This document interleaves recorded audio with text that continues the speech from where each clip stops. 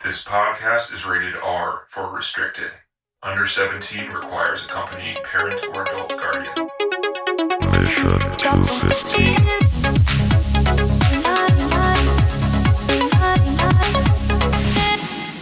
Spoilers. Let's do this. We don't do this very frequently, but since this is a new movie, and I would argue that this movie deserves it more than most other movies or any other movie that we've watched so far. True. This movie should be going in completely blind. Yes. 100% blind. So if you're listening to this and you haven't seen this movie and you're looking for a review, and that movie is Parasite. See it.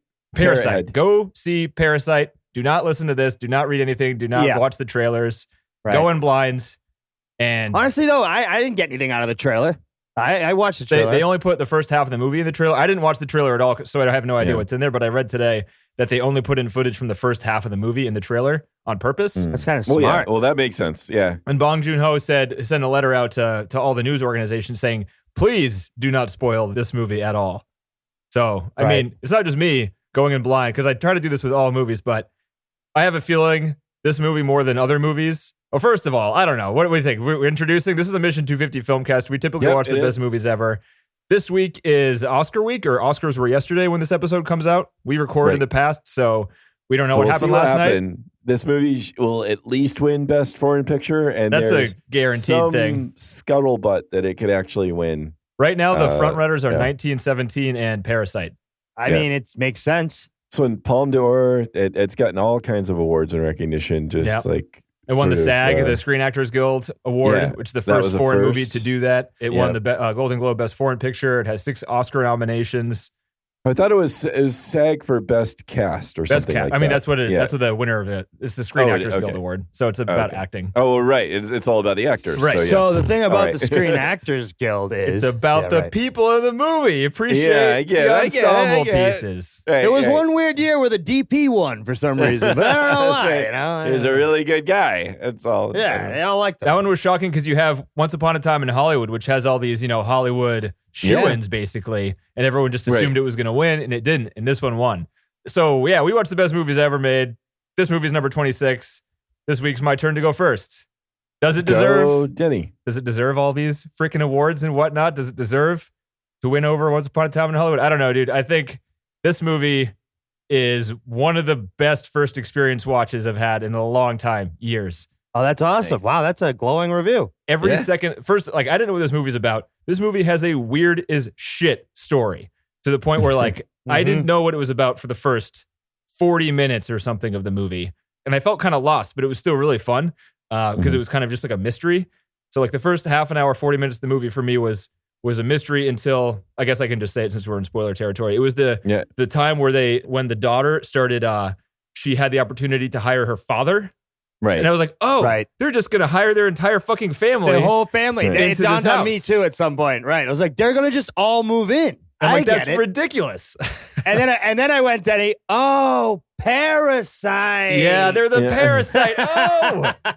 But that's not the only Parasite in the movie, TC. That's not the only Parasite in the movie. That's true. There are multiple. I mean, this movie, I would say the reason I love this movie so much is because this movie has as much deeper meaning as I could possibly think of any other movie. It's comparable to any movie to look into that I've seen, and I don't even understand a lot of it, and I have questions for you guys on some aspects of the movie that I don't totally get. But this movie is entertaining as fuck. It's not boring. It's not pretentious. Nope. It's suspenseful. Funny. It's suspenseful. The drama is there. None of the characters are good either. They're all kind of bad, but I still was you're kind of rooting for them. Oh, you're kind of rooting for both sides, kind of. Both sides. Yeah. You feel bad for the wife, and the dad is just a workaholic nut. Yeah. And then you've got these other people, this whole family that's fucking succubuses. They're thieves, and they're kind of conniving, but this is where society put them. So and then when the fucking water comes in, you're like, you deserve what you get, you pieces of shit, But then you're always like, oh, but they also lost their home. It's so many conflicting things. And then there's the deeper things where the flooding during that part where you could see the poor versus the rich, where the poor live underground and they get affected by the rain because of the flooding, but then the rich, it cleans the fucking air for them. And the kids out in a tent. Yeah, and none of that stuff matters to the plot. The plot is just ridiculous, amazing dialogue, crazy situations, super tense filmmaking. I made noises out loud multiple times during this movie, like gasps and shit. Yeah, Multiple times. And I was laughing when I wasn't doing that. I mean, Naomi like borderline screamed at one part where the guy dropped the rock on that kid's head. Oh God, yeah, I did. I know. I exclaimed at that point too. Yeah, that was like, oh God. Oh geez, right. Yeah. Or even when she got kicked down the stairs and Yep, then and it thud. thuds, and then the sound just like man. dulls, and you're like, oh, fuck, she's gonna die. Oh, she's dying. But it was almost she's comical the way she did the kick without even looking backwards. And Yep, just like boom, kicked her. Fuck you. The movie like threads the line of being funny and tense, unlike anything else. And I mean, And it's all sad, intentional. too. And Yeah. sad. I mean, that Right. ending, I was a little bit heartbroken. Like I was sitting there just like, depressing. oh no, I was just he has to depressed. sit It inside. was really He's- depressing, yeah. and yet it was really cool how he wraps it up because they're coming back to the exact same intro shot. So like he has that dream sequence as if it's good, but then what you return to is the introduction shot. I'm for so the glad they end. didn't end on the dream sequence. Like, no, and then when I know, but it was sad, wasn't it? Though Yeah. I was just like, oh, he's just thinking about it. That's not actually going to happen. But he's Aw. dreaming though. Yeah. Dreaming is good, but also at the same time, he's not going to probably make it. I wouldn't think. No, Right, and he right. knows full well that that guy's not gonna live that long. do you even think? if he was to go, yeah. I think the look on his face when he was just imagining it, like as in like, oh, that would be awesome, but because he was all like throughout the movie, that kid was the planner. I was wondering, the you know what? practicer, To right? that extent, I wonder if he's even imagining the whole Morse code thing. I wonder if he's like, yeah, that's not imagining- real. None of that was right, real. right. Because I'm thinking that's a long ass message to send by Morse code. No, No, it that's has all to be fake. that has to be real. I think. I mean, Really? at least Oh. No, the I don't only think way so. the only way the father could have gotten away, since all the other houses in that neighborhood have CCTVs.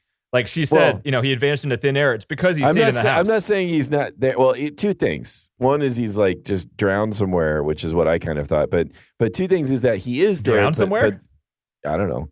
Just Like he I just don't disappeared. Yeah. I think Right. the whole point of that the news coverage was to say Yeah. that entire area is covered with cameras. I know. But I still think even so that it's not to say he's not trapped there, but the whole point that he got the message from the father, I don't know about that. That I don't know. I think seemed that's all blended part of the into dream sequence. Yeah, so I don't know. Yeah, because No, it no, didn't because cut. I It didn't need to cut. go back and It didn't see cut. that part. It did. It went. He like, no, it didn't, because he's sitting there and he's writing and he's like, oh, I figured it out. But then it instantly cuts to him being older. So I just figured that was all part of the same thing. That was him in his Who being head older? imagining it. The kid being an adult and have gone to school and has the money and can buy the house and the whole thing. Well, that was all. Yeah, that's all fake. But him sitting in the snow on the mountaintop, jotting down the Seeing- Morse code, yeah. that was definitely I- real. I that- think. That was real. Oh, I thought I that don't know. was part of the same. I wasn't sure. same thing. Yeah. No, because I mean, you see him getting the part that cuts. There's like a little imagination loop. So when he runs back into his house and he sits down on the bed or in that room to jot down, it's Yeah. like right inside the house, Right. and it Right. cuts Then from that's that when to the he's fantasy, and then it imagining- cuts back to him sitting down, Yeah. and that's like the Okay. same spot as it goes to. I'm pretty. Yeah, I but mean, that's why I thought it was all part of the fantasy, because he's just thinking about how it could happen. but it He's shows just him sitting in his yeah. room. No, but I think all of that's in his head. When does it I think start? he's just then? thinking about his dad. When does it start? I mean, when he's in the room and he's starting to, or no, when he's outside looking at the house, that's all not a real thing. I don't That's know. what I thought. Okay, that's interesting. I got to watch it again then. I'm literally putting it on now to Okay, to remind myself. report yeah. back. Because I'm I like, thought I it don't was know, pretty 'cause clear that that part was real, but then his letter was like the hope part, and then obviously cut I back thought to it him. was just like it was just a big buildup to sadness. Yeah. I was like, that's what made it so sad. I was like, oh my God, he's making the whole story up. His dad's gone. His dad's somewhere else. Not in Huh. there. He's not inside. Huh. Yeah, I mean, I'm Yeah, I watching, don't know. and I don't honestly, know. the dream sequence could have started when they were just discussing things in their house. When the narration starts and he's just sitting in his house. I don't know now. Now that I'm watching it back, it's hard to tell. I mean, technically, it could start from the narration where the kid's talking to himself, sitting in the house, watching the screen and the news about Where it. he's kind of writing a letter to his dad for some reason. That was a little bit confusing. Well, yeah, I mean, I don't know. It's hard to tell. Like, it could be the half real and half fantasy, or it could just be him sitting there in his house thinking, and then it's all made up in his head. I don't know. You're right, Denny. It could go the way you said. Huh. It could be that the guy is really in there. I could go either way, but mostly I do think he was. I just didn't. I thought it was strange the ability to do Morse code for such a long message.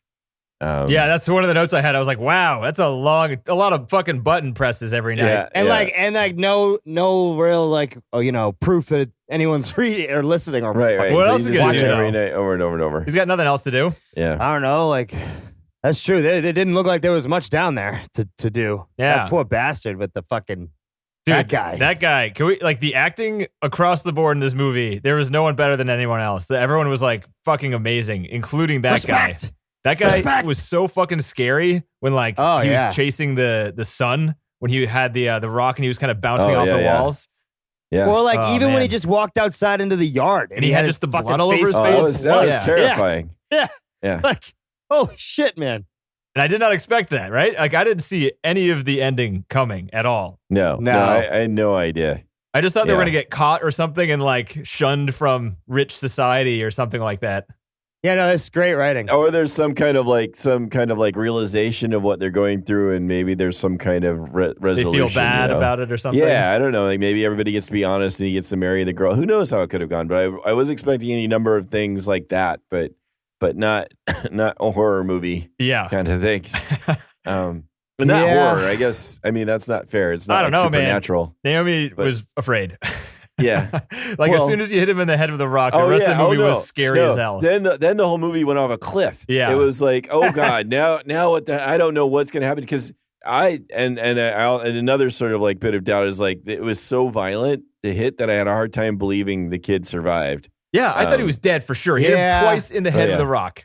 The second hit, I was like, he's fucking toast. That kid is dead. Yeah, right? I thought he was dead for sure. So that he came back was a little bit eh. But because it was so... That's probably more realistic, maybe? You get your brain smashed? I thought the woman was also dead when she hit the thing, but she survived for a little bit. That's true. I guess that's true. If you're willing to go with that part, then you got to be willing with the rock too, because no way in real life would that woman have survived. For a little bit, maybe. Humans are pretty resilient. We get pretty badly injured sometimes. You fall down the stairs. There's a way. It probably depends how you land. I mean, she landed on her fucking head. You land on your head, you're probably not going to do so good. I don't know. But yeah, anyway. Oh my God. And she was not a light woman. There's a lot of momentum behind that hit. Yeah. Oh. Yep.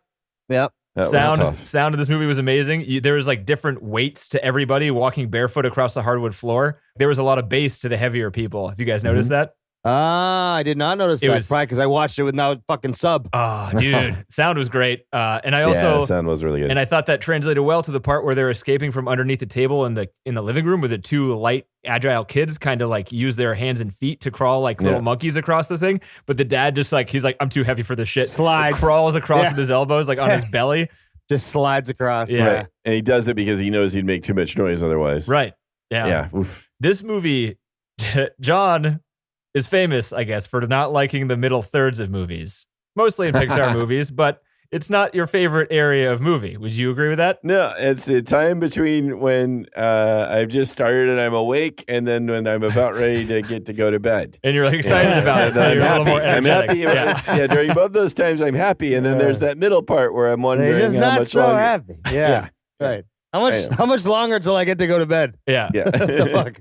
I will say that I think this movie has the best middle third of any movie we've watched so far. Only because I can say that with confidence because I've never thought of a middle third as the best part of a movie. This middle third is one day. None of the other parts of the movie are one day. The middle part of this movie is one day that starts with people going camping and ends with the family going to sleep in a gymnasium because of flooding. Right. And that scene, I timed it, lasts 50 minutes of this movie.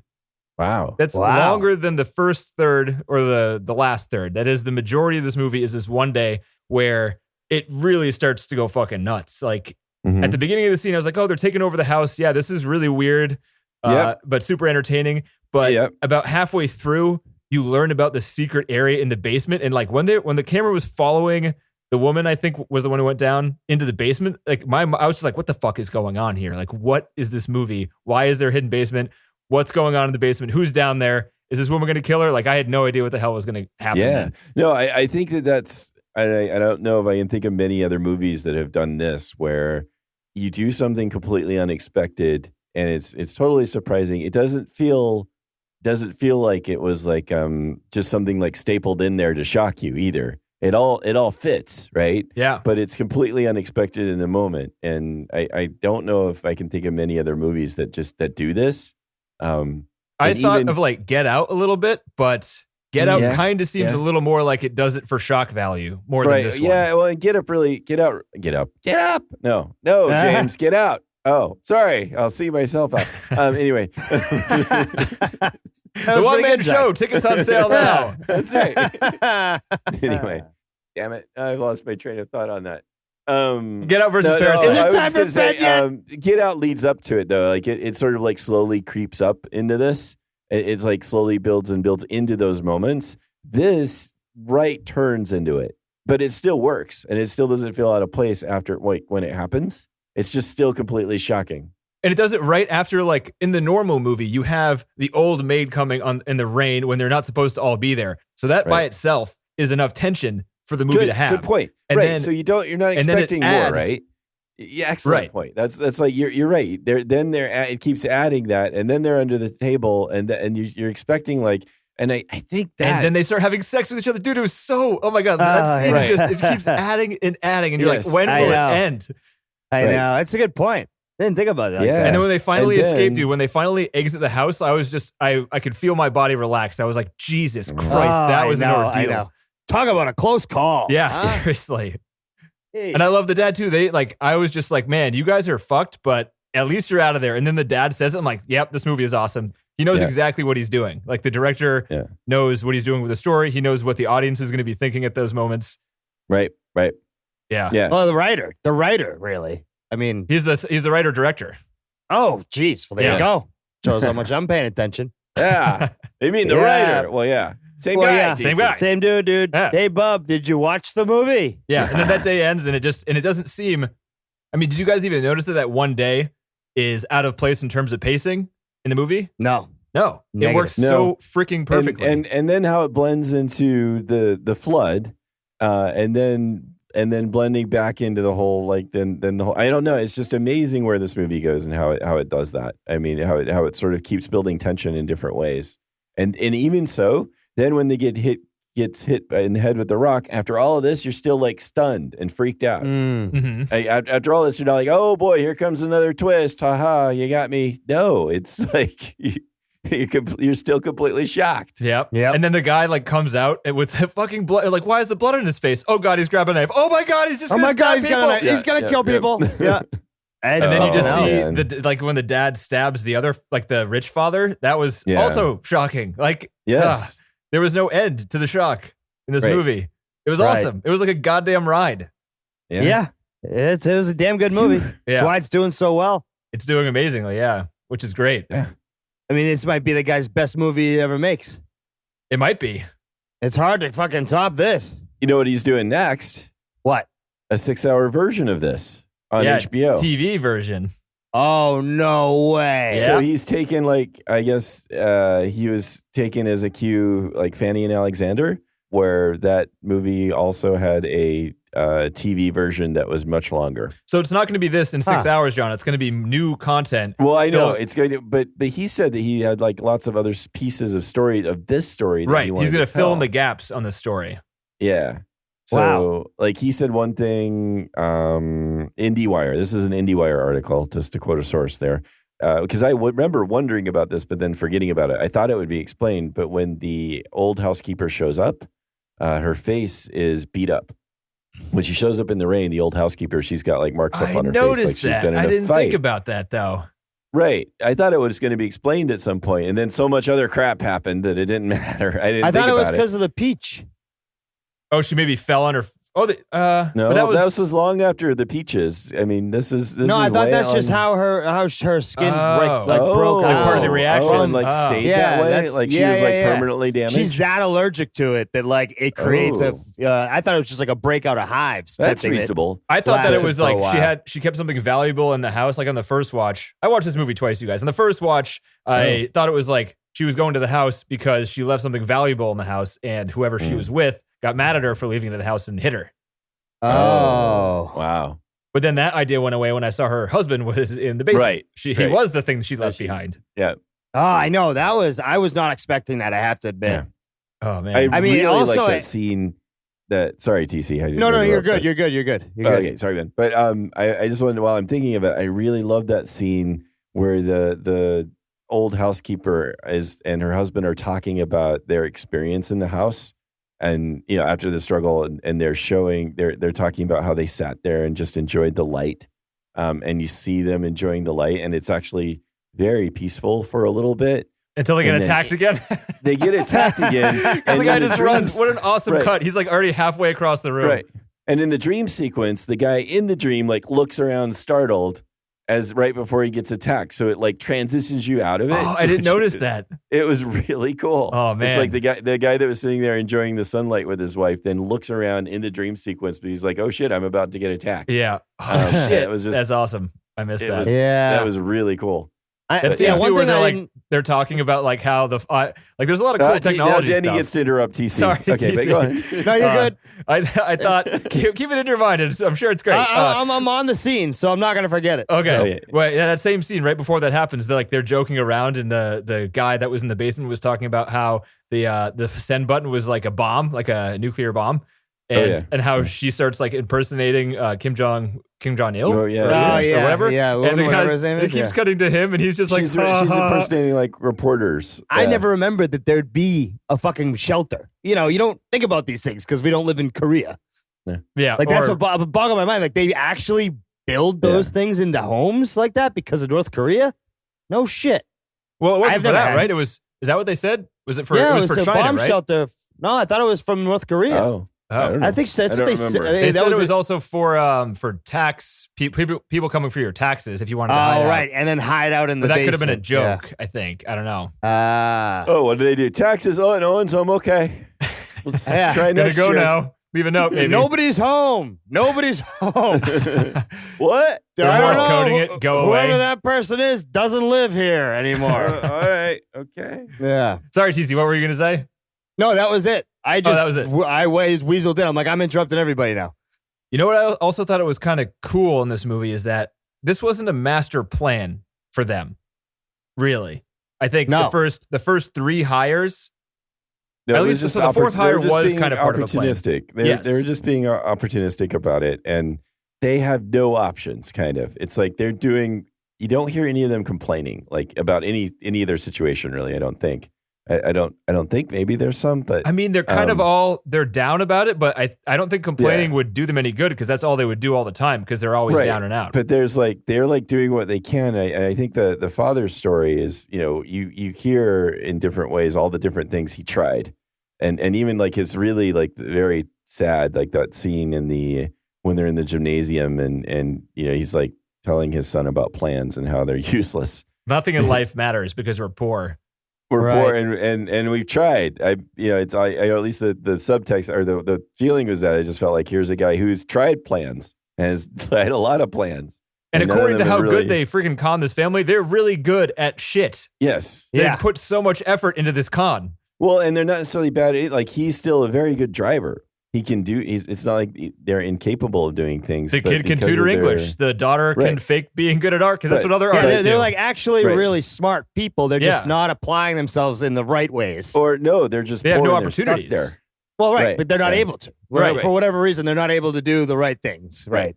So I mean, that's, dude, fuck, yeah. you see some of these fucking homeless people out there. They're fucking working hard building those goddamn shanties. Yeah. I swear to God, I'm like, some of these fucking people work harder than I do at work to build their fucking thing day in and day out. I'm like, you guys could work. I'm sorry. You could. They could, but If they how don't do you have even any get there? if they don't have any mental illness, Right. they could. But once you work. get caught in the loop, the smell thing is great That's in this it. movie too. Because once you don't shower for a day and you don't have a clean suit to go into an interview with, you're fucked. How would you you're done. Yeah, That's it. there's nobody's Yep. going to hire you if you stink. Literally, if you smell bad, nobody's going to hire you. Nope. You might be able to get some work at the dump. I all already stink. smells. Do you Yeah. mind smell? Yeah. I already stink. Yeah. It's pretty good. I don't know. It already Everybody's stinks. Yeah, nose there. everyone smells. Yeah, Everything's or the good. skunk factory, The skunk factory. Hey. That's good. Tell me about a time that you smelled. I smell right now. You're hired. You're hired. Good. Oh, we are fucking assholes. Well, I Yeah. am an asshole. You guys didn't dig the joke. I did. Yeah, it's fine. Yeah. I mean, one of the great parts about the poor versus rich thing was when they, I just watched it. That's why it's on my mind. But when she's like, I'm going to send this video to the madame, and the father looks at the daughter. He's like, there's no service down here, right? Because where they're from, they don't get any service in the basement. And the daughter looks at him and she goes, it's like full signal. Yeah. He's like, fuck. He's They like, have fuck. Wi-Fi repeaters going all the way up that concrete all of it, corridor. yeah, exactly. He's like, shit. That was Total good because he poor was like, versus "We're rich. gonna jump her right now." And she's like, "No, don't do that. It works." Yeah, it works. You know, he's like, fuck. yeah. That's a good movie, man. It really Yeah. is. I see why it's doing so well. I mean, it's a well written, well produced, well shot, well everything. All right, we didn't even talk about the sound was thought cinematography, about. man. Cinematography is Yeah. awesome in this movie. I kind of want a paint. I hope somebody. I mean, I assume people are gonna do like fan shit for this movie. I want a watercolor painting of the shot where it has the kid setting up his tent when it's raining outside, and he finally gets it set up, and you're inside the house, and you see the cool trees in the background, and it's kind of all blue and everything, except for the kid's tent is like bright orange in Yeah, the center of the shot.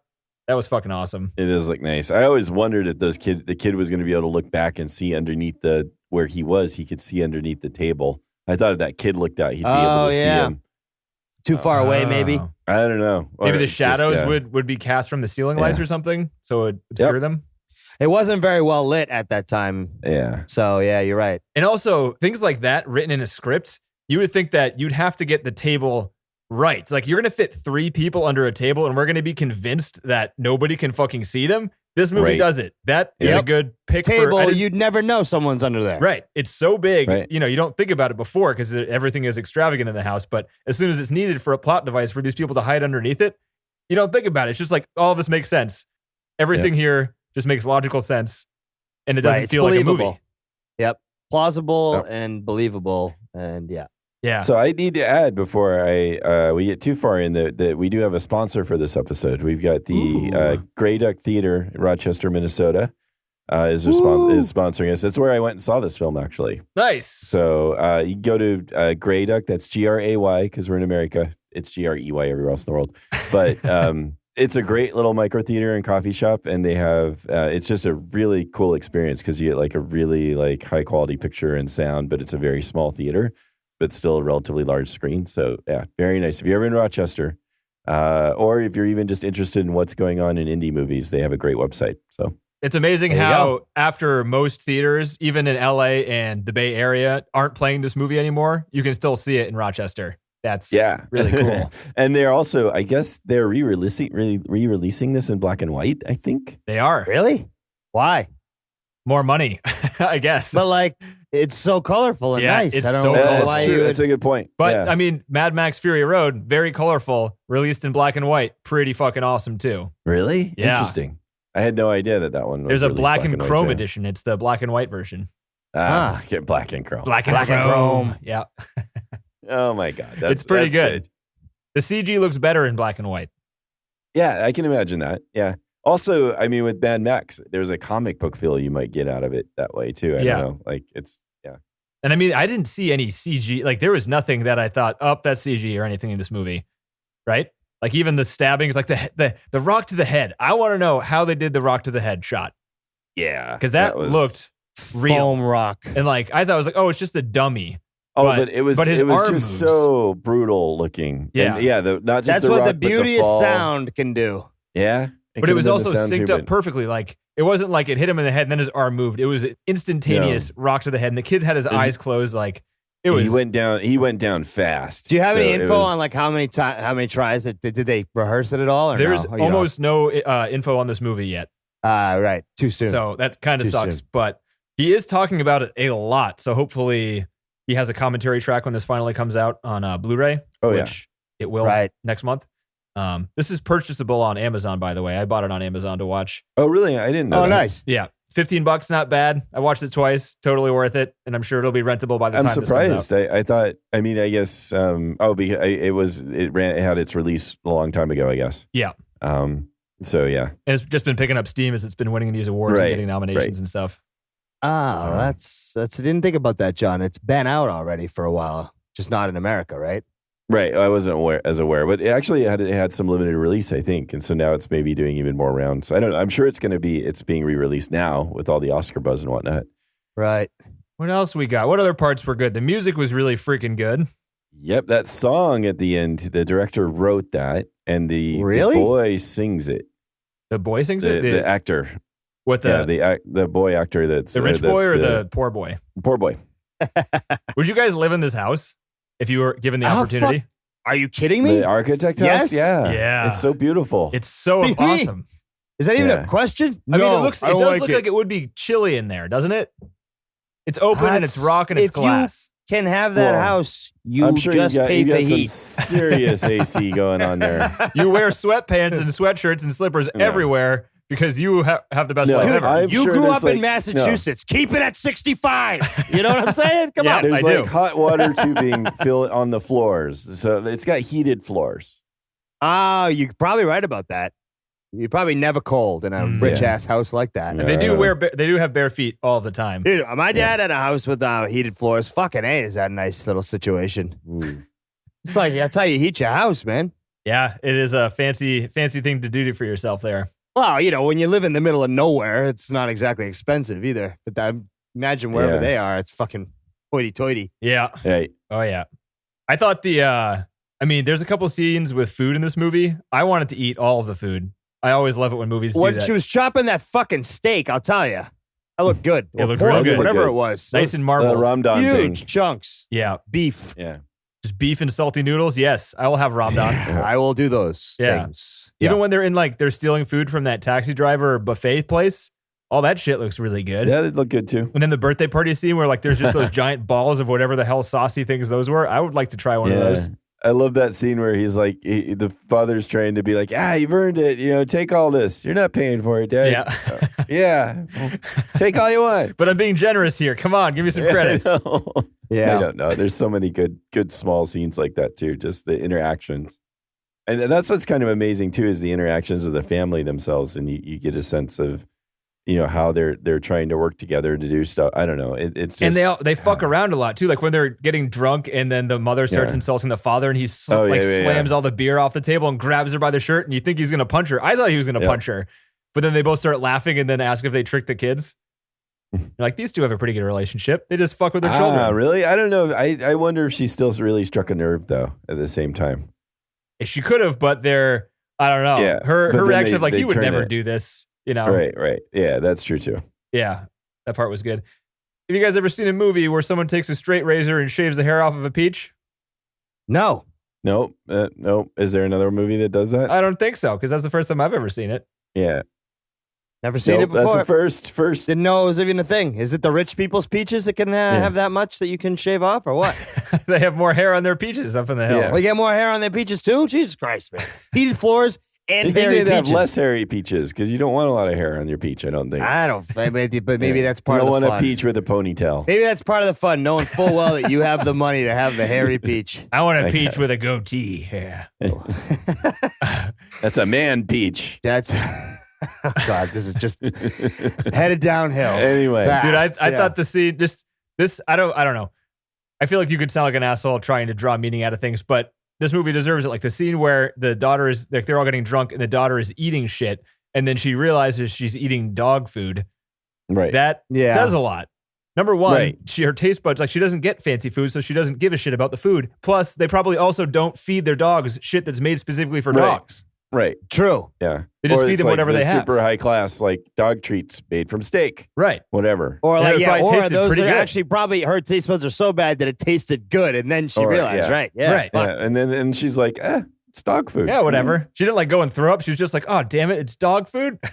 Like, damn, that tasted good for a minute. Yeah. It was nice and chewy. I thought it was like Slim Jims or something. I don't know. Those dog treats. I thought this was Chef Boyardee ravioli. It tasted great for a second. It's not like cat food. My God. Yeah. That shot where there was the ghost in the basement in this movie. Oh, you saw his eyes? Dude, that was an amazing shot. That was really creepy. Yeah, it was. And I actually didn't even, because you're introduced to the guy in the basement by that point, but on the first watch, I didn't even put it together that was the same guy, that the guy was just trying to come up to food. I didn't, because I don't know why. Oh. I was probably absorbed in another part of the movie or something, but it's pretty obvious that it is him, but it freaked me the hell out when it happened. Yeah. What about the shit flying out of the toilets? Did that freak you out too? Because No, I was like, yay, fucking water park, yeah. poop jokes, Yeah. poop jokes. Yeah, I did not notice. I don't even remember the go. Like, I that don't was a remember sad that part. scene. So. When she's just sitting up there trying to have a cigarette. Yeah. TC, the scene where she describes the, here's one of the potential plot holes maybe, when they're all kind of faking it until they make it sort of thing, because the mother is gullible and all that stuff. When the daughter goes and after the first session, she comes downstairs and she's like, what happened in first grade or something like that? And the mother freaks out. And then you don't learn about what it is until later. And it's like on his birthday, he saw a ghost in the basement and it like made him faint and have seizures and shit. And that was the guy. That was the guy. Yeah. But did the daughter, when she said that towards the beginning, did she just get a lucky guess saying that? No. I think, well, it's possible it was a lucky guess. I have another guess is that he told her. The boy said something about it. She did send him upstairs before talking to the mother. And I actually had another question about that too. When she was talking about the schizophrenic corner or whatever. Yeah, I had a question. That's friggin' where you sign your paintings. Is that what that was? Because I figured that's what I thought. I thought that the son might have taken a picture of some of the paintings and that she copied one and brought her own painting that she made to have a part that she could say, this is consistent throughout the paintings and this is what this means. Oh. Is that too much? Is that digging too deep? I just thought like that's where you sign your name. That's what he's got there is a little scribble that's kind of his name. It wasn't a scribble though. It was just the corner was completely black. Yeah. So I don't know. That part was a little confusing to me. I thought it was just meant to be babble nonsense. And she just recognized like a common, pattern, like something he always did. And then she can just make some kind of nonsense statement about it. Yeah, that's probably more likely. So here's the questions. You guys ready for questions? Or he might, and again, he could like, and the director says this, like he thinks of he has written down all kinds of scenes that you don't see in the film that fill in gaps, like what happened to the mom's face and stuff like that. So it's possible that he has that all played out, how the daughter learned those things. Like maybe the boy said, yeah, I always like to put a black corner there. That's just kind of my thing. I like that. And so then she can just take that down to the mom and make some kind of meaning out of it. Man, do you think the TV show will ruin this movie a little bit? I don't know. Hopefully not. It's HBO, dude. Come on. I mean, it'll be good, like production-wise, but story-wise. I don't know. I just don't know. Like there's a lot of really wonderful things about this film, and I want to see it again. But that first time viewing, that's like something that is somewhat unique in terms of experiencing where the film takes you, and you don't know it's going there. There's a lot of excellent things about the film, but then I don't know how if in the HBO stuff if there's just going to be you've already got those pieces taken out. So it'll be interesting to see what happens, but it will be it'll be a nice little test to see if they can build the suspense in 60 minutes over and over again.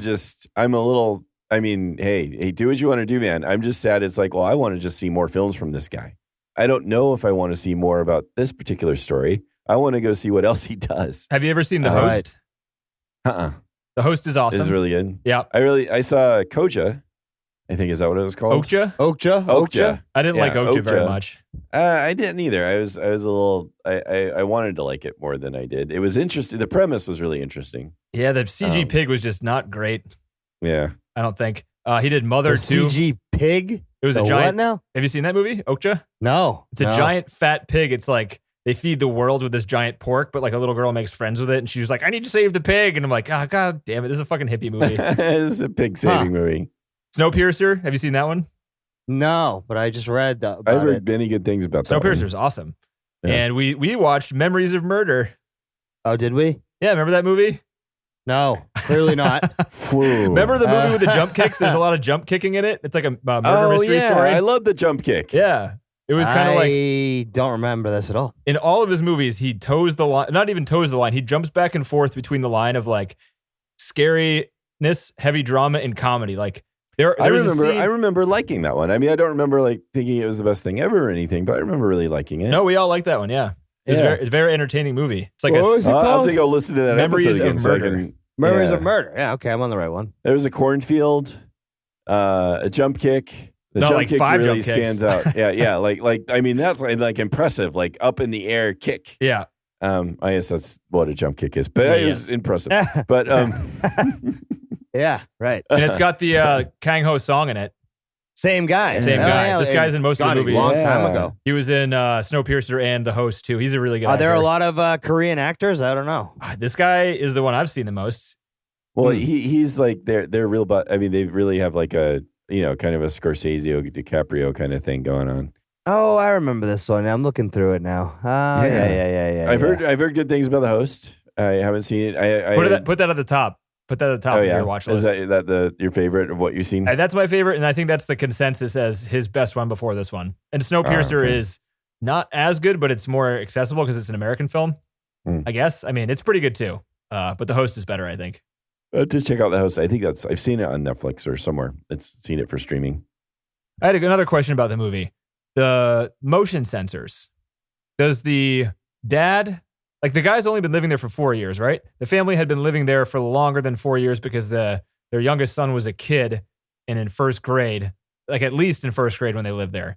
So that family had lived there for longer than 4 years, longer than the guy who was stuck in the basement was there. Yeah. So what did the dad think, the rich dad, Mr. Park, think was going on with the motion sensors on the lights coming into the house? Did he think all of a sudden somebody randomly installed motion sensors in his house? Oh, I interesting. don't know. Because it's the guy why below. Why didn't they ever get him fixed? I guess they would like expect maybe the maid to take care of that, and she always maybe found a way to deflect that because she knew it was her crazy husband that was messing with them. Good point. So maybe the maid was like, "Oh, I got motion sensors installed." Right, so she can say it because she Yeah. knows, she knows what's going on. There She's you like, go. "Would you stop it? Would you quit that? They're gonna please quit it." And why do you keep bashing your head against the goddamn button? You have hands. Man, the action in this movie when that kid gets the thing tied around his neck and dragged across. Oh man, That whole not scene. just, Rough. not just once, but like several times, he gets yanked by his neck Yeah. back onto the ground, And it looks I think brutal. at least twice that happens, and it looks brutal. Yeah. Oof. Yeah. And there's like the way, it's like the editing was so linear. Like everyone was perfectly where they needed to be throughout that scene. And there was like super tense. The sound was really tense. Great. Fucking, love this movie so much. That's awesome. Yeah. What else I got? I don't think I have very much more in the movie, guys. I got some trivia though. You guys got anything else in this okay. movie? No, I think we've hit it all. I covered it Yeah. all, I think, or not all of it, but Most of it. Last Yeah, question, I guess. I mean- Sorry. What, did you guys Oh, yeah, take anything yeah. away from the Scholar Stone stuff? Like, was there any meaning to that to you guys at all that you could see? The what now? The Scholar Stone, that weird that flat would bring rock. you wealth, the Yeah. rock that would bring them wealth. No, I didn't think anything of it. It was in the movie a lot, and they talked about it, how it kept like following Yeah. the kid around. So I was Yeah. like, there has to be some meaning to this, but I couldn't figure out what that could possibly have been. I don't know, but it felt, and it did. I agree, it felt important, right? Yeah. You know, He's hugging it after the flood because it finds him in the flood. It like pops up Right. out of the water. He buries it like he's putting something in his past, like behind him or something. I have no idea. I don't know, Getting but, rid but of his dream of certainly being it's rich. like all of their desire. You know, all that they're trying to do is get out of. You know, they're doing what they can to try to get out of where they are. You know, and, which means they're getting money, Right. And that's also like it's a curse at the same time. Them doing what they're trying to do. So is that the hope that they're one day going to get rich? So him hugging to the rock after the flood and sleeping in the I gym? think so. So then Yeah. when he puts the rock, if that's true, if he puts the rock in the river at the end and gets rid of it, why does he still have hope that he's one day going to become rich? Yeah, I don't know there. I mean, then I don't it's know. just a total fantasy where he's It's all fantasy. It's all made that one, up. that's yeah. like even more Yeah. of a fan. Maybe now it's even more of like just a dream sequence for him than anything. It's becoming It's even less crushing real. for him because he's never going to be able to do that. Or maybe he Yeah. like realizes that reality is not fantasy and like the rock won't help him at all. He just needs to do it himself, Yeah, sort of thing. maybe, but I don't know because it just seems like, yeah. I mean, as the more they try to pursue it, I mean, because it feels like the only way they can get what they want is through some kind of con. Like that's their only way up, and other than that, or they're going to be just folding pizza boxes or something. Then it seems like then that's. You let go of that. Okay, well, I'm just going to stay where I'm at. Yeah. And because there's, it's either I could stay where I'm at and be poor, or I could be even worse and make things even worse for myself or my loved ones. And I don't know. It's just that's kind of where I was thinking about that stuff. That's good. Pretty good. I had a question if they took away the pizza guy in the beginning. You know, when he asked for the job at the pizza Oh yeah. place. The guy like loses Oh, his job. were they the ones that they? Oh, that's a good thought. Maybe they did. Like they got rid of him, like they got rid of the maid or something. Yeah. Well, they're ruthless. So, I mean, they wouldn't even, they don't think twice about even if they're harming people that are like more on their level. The driver, the other. It's ruthless housemaid, down there, man. Yeah. Oh, no, I'm saying it is. That's kind of the point. It's not to say that I don't think it's to say they're bad people. It's to say these are their options. When the friend of the poor son, sorry, I don't know any of these people's names in the movie, but when he's talking to his friend who gives him the job as the tutor, his older friend says, the mother is young and simple. And then he also says, I had fun there. Could you does that like context that there was a weird context that I didn't get? Does that mean that he was like sleeping with the girl, or does that mean that he also fucked the family over because they're easily connable? Yeah, I don't know. It's got to be one of those two, I think. Yeah. I think maybe that's what he meant, that he didn't really have to work too hard as a teacher. He didn't need to do anything to impress the teacher, to impress the mother, to give the mother the impression that he was spectacularly smart and doing a great job. Yeah. I don't know. Okay. This is a small part of the movie, but I picked up on it the second watch when the rich young daughter is jealous of her tutor and how she's looking at, Jessica. This is the first scene where Jessica, his sister, comes as the art teacher. The young rich daughter says to the tutor, do you like her? Or is she pretty? Like that type of thing. She's jealous. Sure. And the son says, Jessica is a rose. And then he leans in and whispers something in her ear. Right. He's going to compare her to another flower. That's what I would think, but you can't hear what he says. And then she kind of smiles, and that's kind of where their like little relationship starts. Right. Is there any way we can know what he says there? Does it matter? I guess not. But I mean, I would think that if she's comparing one person to a rose and that's not as good as whatever he says as a type of rose, maybe it'd be a cultural thing, but it kind of gave me the impression that we were supposed to be able to like infer what he said there. But I don't know. Yeah, I'm not sure. I don't know what he said. It's interesting to wonder what he compared her to that was better than a rose. Well, maybe it was just meant to do exactly what it did, which was go, do you think he's comparing her to a different flower? Maybe that's all it's there for, to get you to think. Yeah. So it doesn't really matter what he said, right? Just a matter of I wonder what he's what is the comparison? And it makes you think about it. I don't know. Maybe the director couldn't think of a good line, and he's just like, I'll just have a whisper. I'm reading about The Rock, and he's got no real reason why that's a thing. I saw this. Is that the Polygon article? Is that it? Yeah. Yep, that's it. And it's like he collected it with his dad when he was younger, and then in the beginning it's a metaphor, but by the end it's literal, and it didn't really have much. It wasn't like any real big thing behind it. It's just kind of a thing he put in because it's part of him, I guess. Yeah. We didn't talk about two of the best parts of the movie. I thought the scene where they're taking over the dad's driving job, and they cut back and forth to them acting it out in their apartment to line by line what they're going to say, and they predict what the other people are going to say. I think that's really well done. I like the acting parts. I like when the daughter's rehearsing her lines, coming up to the door, kind of singing it. Or they have a little song so she remembers her past. Yeah, that was awesome. Yeah. But you're right, that the acting bit is really funny. When the son's coaching him, he's like, "You're up here, Dad. I want you to bring it down here." Yeah. Oh, dude, that was a fantastic. I mean, he's he's the puppet master, that kid. Focus the energy. Yeah, and when you actually see it, it's like, oh man, it works. He's such a good so coaching. Much better. Yeah. Yeah. And I also thought that scene where they were doing the replacement of the maid, and they're all eating just pizza, and they're putting hot sauce on their pizza, and then the hot sauce shot of them putting the hot sauce on the pizza ends up being useful because they end up putting the hot sauce in the tissue paper towards the end as the blood. Oh right, yeah, that was the blood. Right. There's a lot of stuff like that. Fucking great. Yeah, it's hidden plot devices that I don't know what it is about this one, but when people put things in movies that just kind of repeat themselves, like in friggin' Batman Begins when he's never, that type of shit. It just seems like it's forced, It doesn't seem forced in this movie. Yeah, it's again, even the sudden surprises, they don't seem forced. They don't seem thrown in there just to shock you. It fits.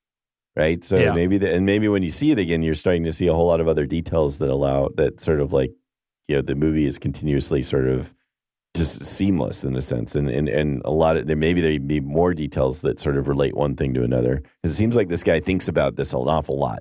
Yeah. He thinks about this family and he thinks about what they've done. He's got all kinds of things that he's got in his mind that have happened and notes in terms of all that's happened to this family. And so that allows him maybe to put in also a lot of details. He's kind of like Guillermo del Toro. Yeah, I was thinking as I was saying that. As you were talking, I was like, that sounds a lot like Guillermo. I mean, it's also like, it sounds like he just put stuff in from his life, right? Like, did you read the part about the peaches, John, in that article? Yeah, didn't he? He said like he had a friend that was allergic to peaches. Yeah. And he said those kind of memories always bubble up when you're writing a script. Peaches are so pretty to look at, but you can attack someone with them. I felt it's very cinematic. Huh. Like these are things that like it's just like his life. That's not even something he intentionally wrote in. He's like, actually, this would work great. I remember this time. Kind of impressive, really, because it's like he's writing with his life and as a part of the script rather than it just coming up with a story, right? It's kind of cool. It is. And it might be like one of the reasons why he gets his actors to act so well in the movies, because he's like, not good enough, man. We're this is my life. This is fucking important. You have to do it better than that. Or maybe that's why it's easy to do, because he has like a reference. Yeah, he knows exactly what he wants. This time, this happened to this guy. So I'm going to tell you this context of the story of my friend who, so when you do this, imagine you're breaking out in hives, right? Like I can just picture it. But he has a reference point. He's not just like making up an idea of like, I think this is going to work. He's like, no, this happened. We're going to do it. Yeah. That's fucking great. This guy's really just using normal shit in his everyday life and creating great stories. Fucking A, man. Yeah. When Mr. Park said, like, he said a few times in the movie, he doesn't like it when the people he hired cross the line. Oh, yeah. What do we think that means? Wait, so say it again? So he says both, he's like, the old maid, he's like, I liked her. She never crossed the line. I like it when people don't do that. And then when he's talking about the poor father character, he's like, he sometimes comes close to crossing the line, but he never does. I think even my thought was that the line is that they're like approaching this idea that there might be some kind of equality between the two, that they might actually be like friends, or there might be like that person has any right to judge him.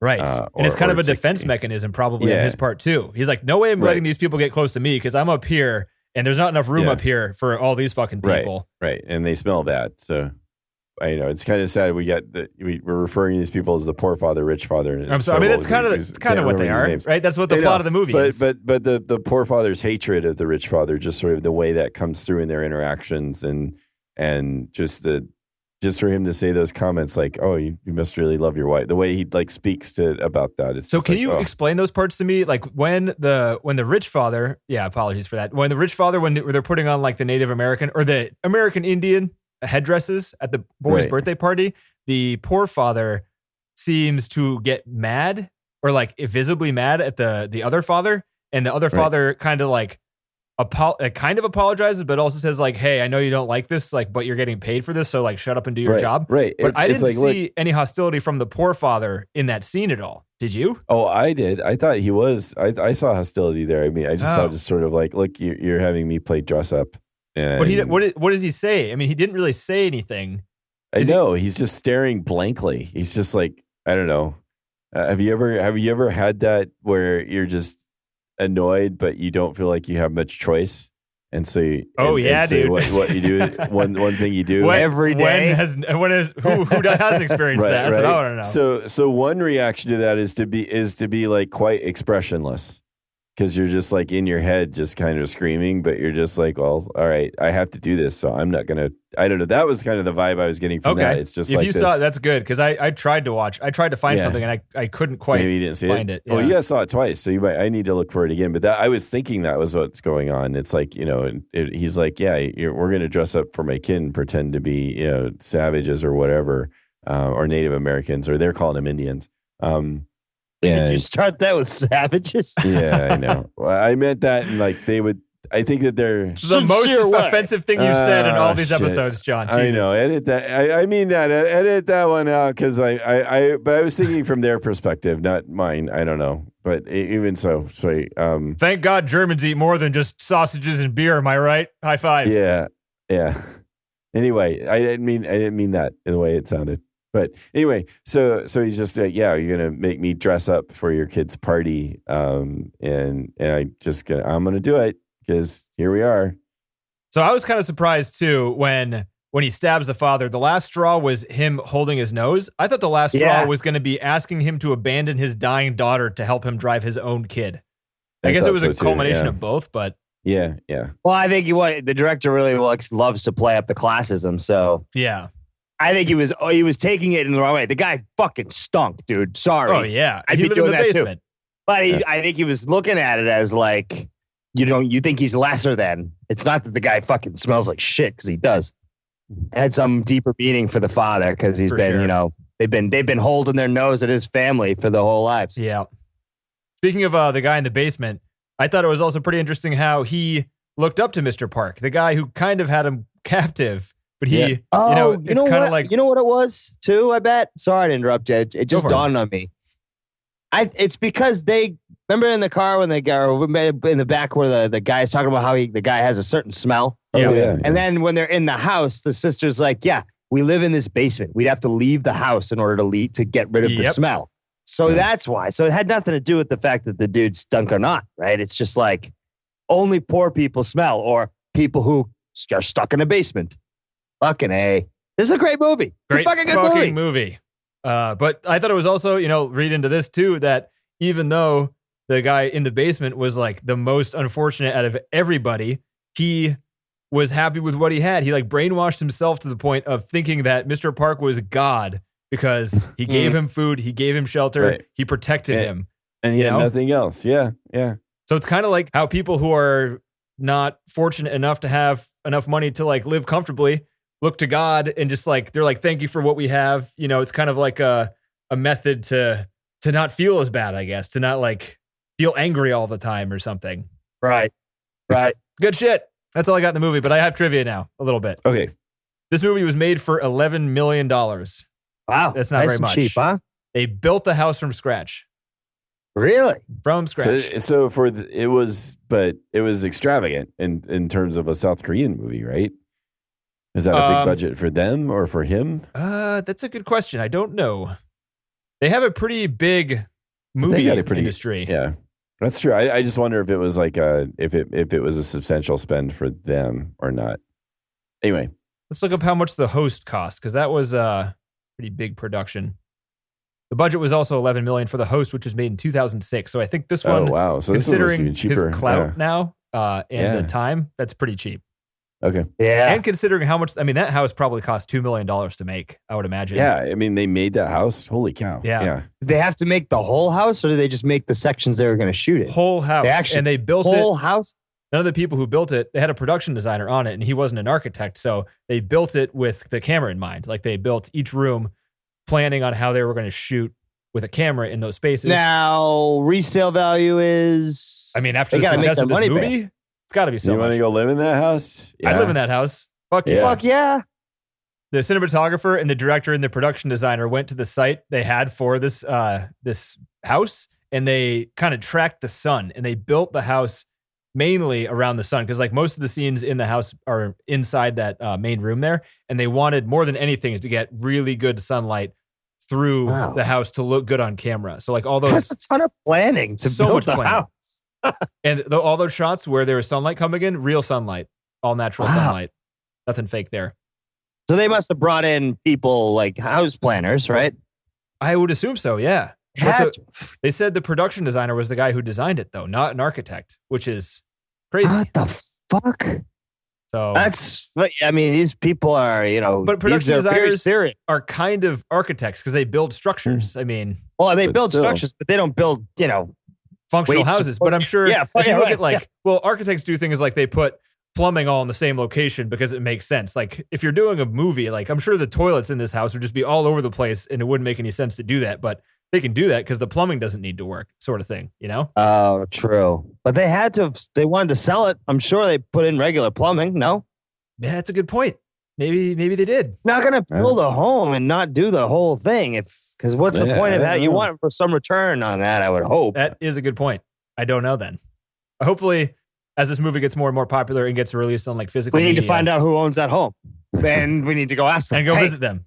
There's an article in Architectural Digest for about this house.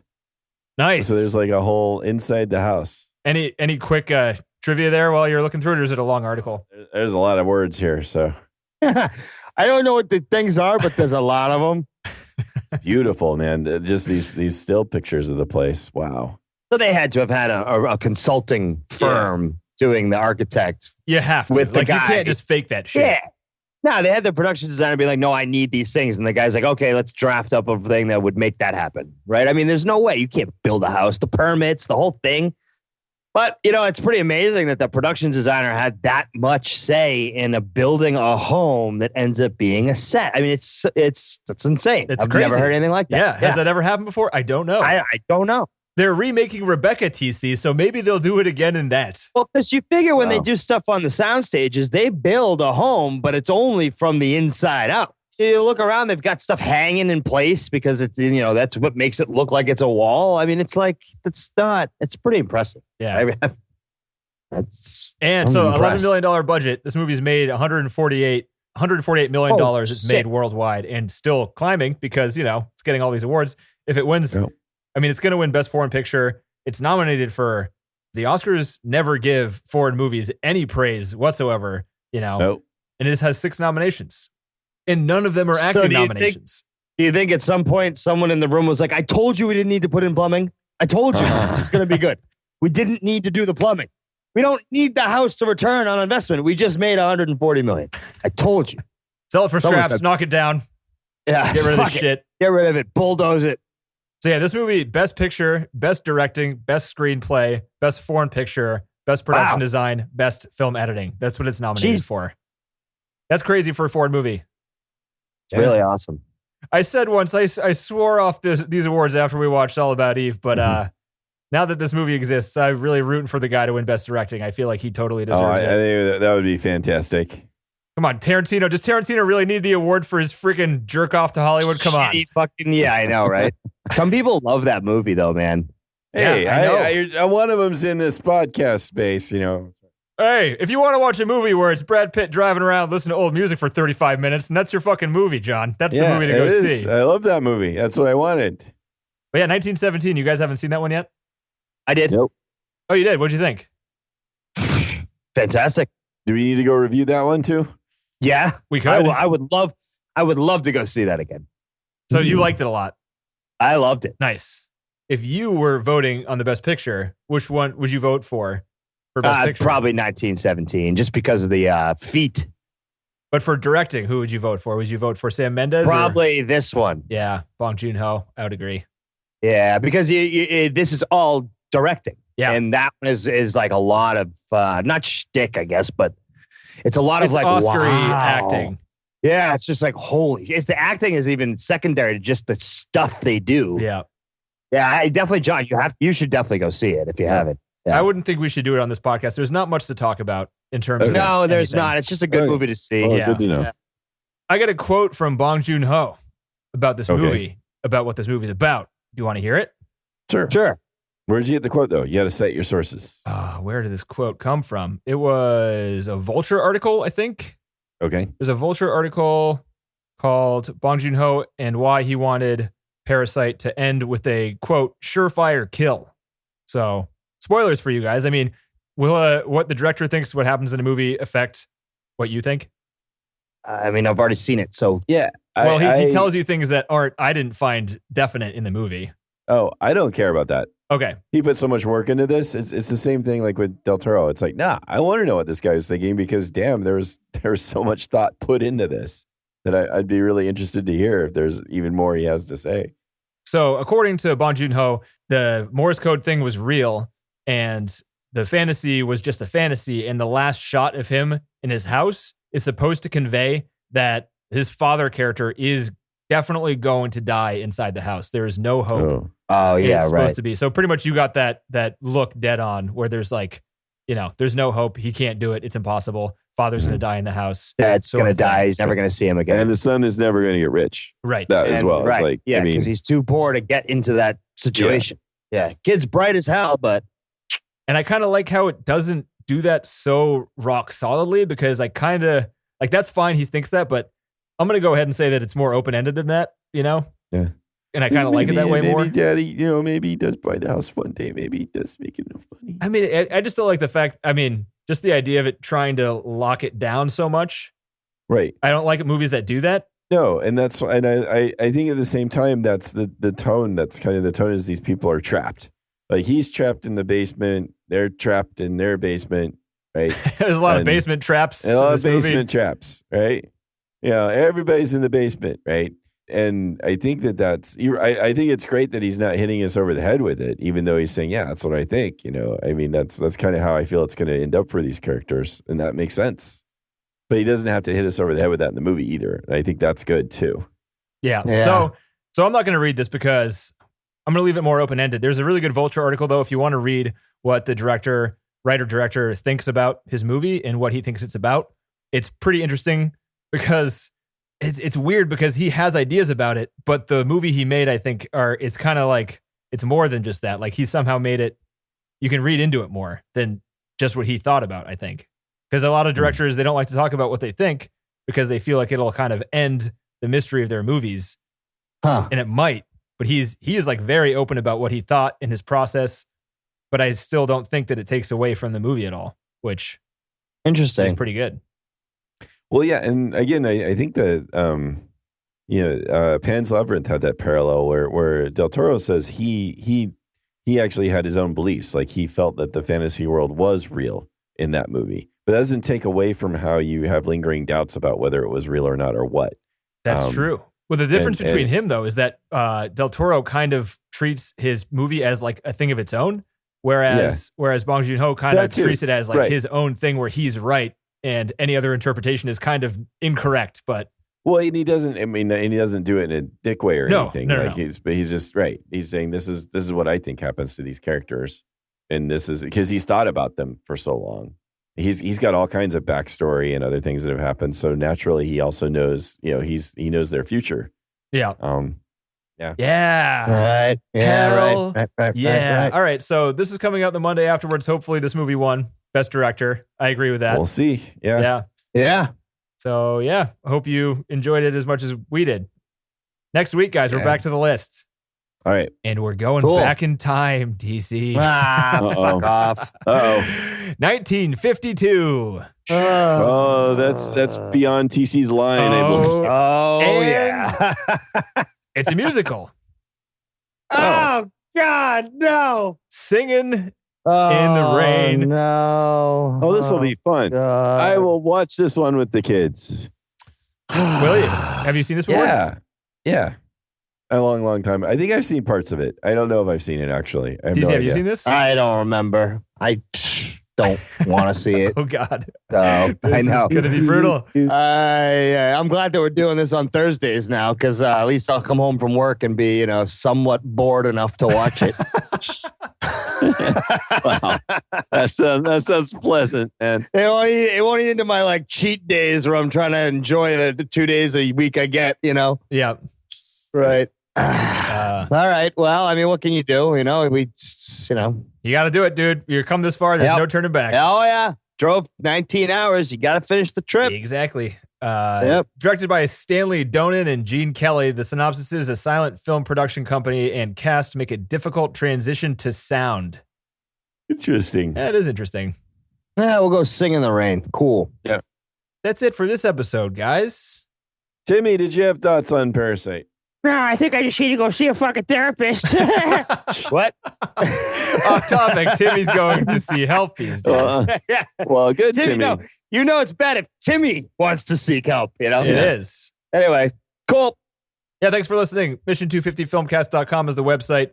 We're on the podcast apps. Rate, subscribe to us, whatever. Facebook and Twitter are the social media apps we're on. And thank you all for listening. Go see Parasite. Thank you. And go, if you're in Rochester, go to the Great Act Theater. There you go. Yeah. Cool. Next week, guys. See you guys. All right. See you guys.